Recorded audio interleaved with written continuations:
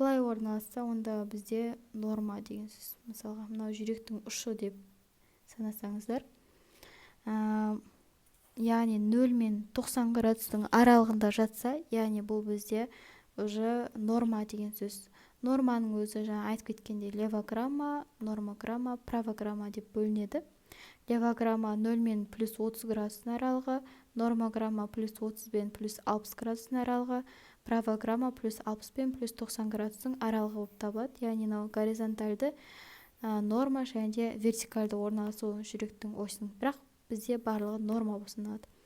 Ал если енді жүректің осі былай қарай жылжып кетсе, 0 мен минус 90 градустың аралығында, мысалы, жүректің ұшы мына жаққа қарай кетіп қалса, онда бұл бізде жүректің электрлік осінің солға ауытқуы деп аталады. Минус 90 мен уже минус 180 градустың аралығына кетсе, онда бізде резкое отклонение болып табылады.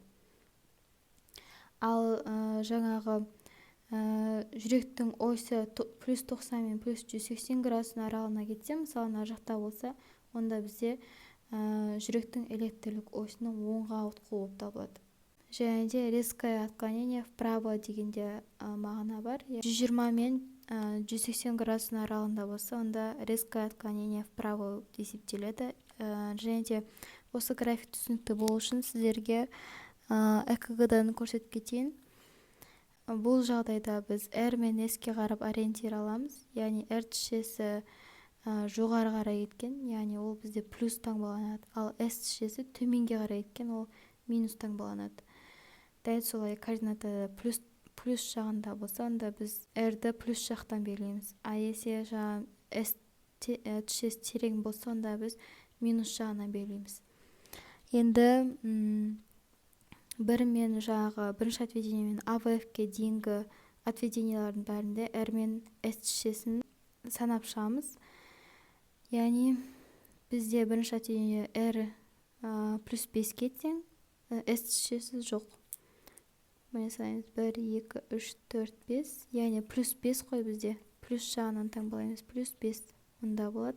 Екінші отведение бізде S тішесі минус 4-ке және де R тішесі плюс 2-ге тең. Сонда минус 2 болады. Так, 1, 2. Былай қарай кетеді.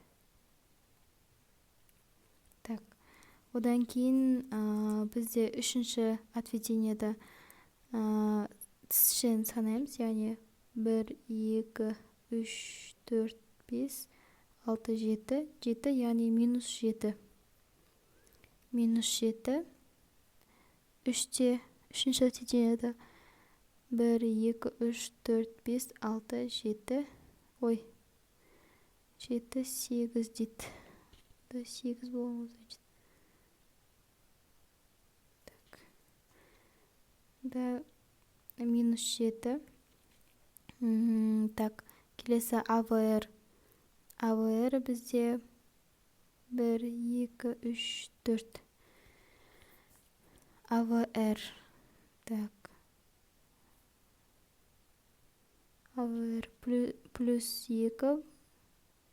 Минус 1, 2, 3, 4. Сына минус 2-ке тең АВР. АВР минус 2-ке тең. Ой. Ладно. Так, бізде екінші отведение минус 4-ке, мына жағы плюс 2-ке тең, сонда минус 2. Яғни екінші отведение 1, 2. Міне. Екінші отведение осында болады.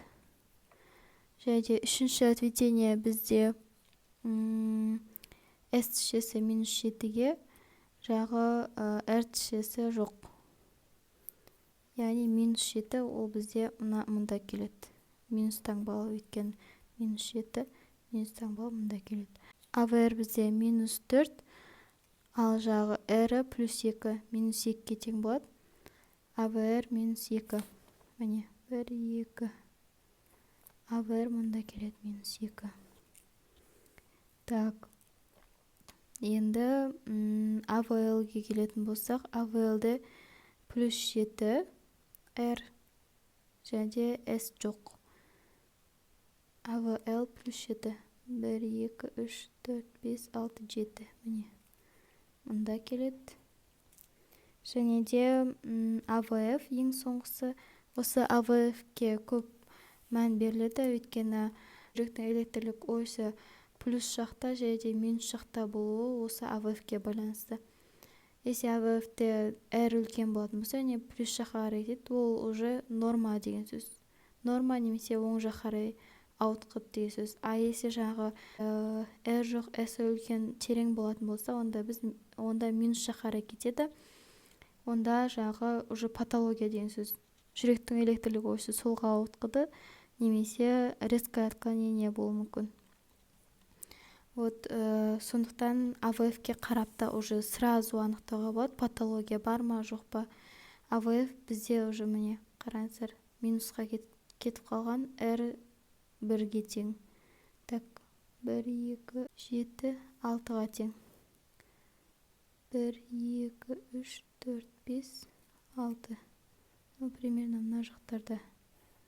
Сонда мына жаңағы белгілеген сызықтардың бәрін қосып шықсақ, уже жүректің проекциясы шығады міне. Жүректің осі, ұшы деген сөз, осі. Жүректің осі осы минус жақта, яғни 0 мен 90 градустың аралығында көп бөлігі міне. Көп бөлігі жүректің проекциясы 0 мен 90 градустың аралығында жатыр. Демек, бұл бізде жүректің солға ауытқуы деген қорытындыға келеміз. Осылай анықтасаңыздар болады. Жасай берсеңіздер, уже бір көргеннен тай аластар, кейінірек уже үйреніп. Және де бір қараған кезде біріншіден AVF-ке қарауға тырысыңыздар, өйткені уже AVF-ке қарап сразу анықтай берсеңіздер болады. Мысалға, солған ауытқыды ма, немесе жағы норма ма деген сияқты. Және де айта кетейін, тағы да қосып, норма және патология деп бөлдім. Мен өзім нормада левограмма, нормограмма, правограмма вот жаңа айтып кеткендей. А патологияда жүректің электрлік осінің солға ауытқуы немесе оңға ауытқуы, резкое отклонение влево, резкое отклонение вправо деп бөлінеді. Резкое отклонение дегеннің қазақшасын аудара алмадым, сондықтан осы күйінше жазып қойдым. Енді әртішеге баға беріп кетеміз. 4-ші этап. Ағыдай пот шешесін көріп шығасыздар, көрес комплексін көріп шығасыздар. Пот шешесі әр көрес комплексінің алдында бар ма, барлық отведенияларды қарап шығасыздар. Алдыңғы сабақ барлық нормаларын өттік. П-ның ұзындығы, биіктігі, PQ интервалы аралығының ұзындығын бәрін есептедік. Сол нормаға сәйкес болу керек. Мысалға, PQ-дің аралығы ұзарып кетсе, бұл бізде уже блокада туралы хабарлайды. Мысалы ретінде. Жағы көріс комплексінің аралығы ұзарып кетсе, мысалға, ол бізде қарыншаларда немесе гис аяқшасында блокада туралы хабарлайды. В4-те самый ең үлкен R болу керек. Оған қарағанда V1, V2-де биік болса R, онда оң қарыншаның гипертрофиясы туралы айтылуы мүмкін. Немесе жаңа V5, V6-да V4-ке қарағанда биік болса, онда бұл сол қарыншаның гипертрофиясы туралы хабарлауы мүмкін. Және де Сокол лайн деген индекс бар. Тоже сол R мен S-тің жағы аралығын екеуін қосып есептейді. Интернеттен қарап алсаңыздар болады. Вот солда гипертрофия туралы хабарлайды бізге. Т-шесі кейбір отведенияларда теріс болса, ол бізде уже ишемия туралы хабарлауы мүмкін, немесе миокардит туралы хабарлауы мүмкін.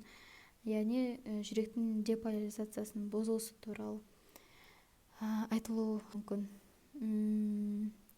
Яғни сол барлық тішелерге мән беріп шығасыздар. Мысалға, инфаркт болуы мүмкін, мысық жотасы деген сияқты. С тішесінің изолиниядан көтеріліп кетуі, немесе наоборот төмен түсіп кетуі, вот соның бәріне мән беріп шығасыздар. И қандай патология анықталды, соны ең соңғы етіп жазасыздар. Мысалға, анықтаған бойынша подряд жазып шығамыз. Ритм синусты заключение жазған кезде міндетті түрде ритм бірінші очередь жазылады. Ритм синусты, жүрек соғу жиілігі осынша 136 рет минутына, және жүректің электрлік осі солға ығысқан, және де қандай да бір патология болатын болса, мысалы жедел миокард инфарктісі деп ең соңына, немесе қандай ауытқу бар, соларды ең соңына қосып жазасыздар. Жүректің электрлік осі не үшін бізге маңызды? Өйткені солға ауытқу болса, значит бұл бізде көпшілік бөлігі солға қарай кетіп қалған деген сөз, яғни сол жағы ұлғайып кетті деген сөз. Яғни сол қарыншаның гипертрофиясы туралы хабарлайды. Ал если бізде жүректің электрлік осі оңға қарай ауытқыса, онда ол бізде уже оң жақ қарыншаның гипертрофиясы туралы хабарлайды. Вот сол үшін маңызды болып келеді. Сонымен бүгінгі сабақ аяқталды. Барлығы түсінікті деп ойлаймын. Өздеріңізге керекті ақпаратты ала алдыңыздар деген ойдамын. Комментария, лайк басып кетсеңіздер, немесе каналға тіркелсеңіздер болады.